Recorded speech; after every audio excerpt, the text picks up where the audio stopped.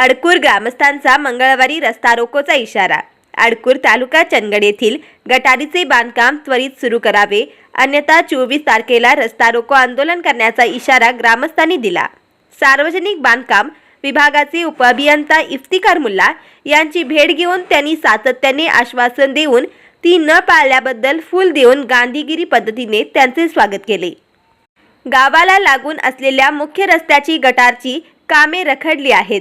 ठेकेदाराने खुदाई करून त्याच अवस्थेत अनेक महिने कामाकडे दुर्लक्ष केले आहे। याबाबत बांधकाम विभागाकडे तक्रारी केल्यानंतर काम सुरू करण्याबाबत आश्वासने दिली गेली, मात्र ती पाळली नाहीत। त्यामुळे संतप्त झालेल्या ग्रामस्थांनी आज बांधकाम विभागाच्या कार्यालयात येऊन गांधीगिरी केली। काम सुरू न केल्यास आंदोलनाचा इशारा दिला।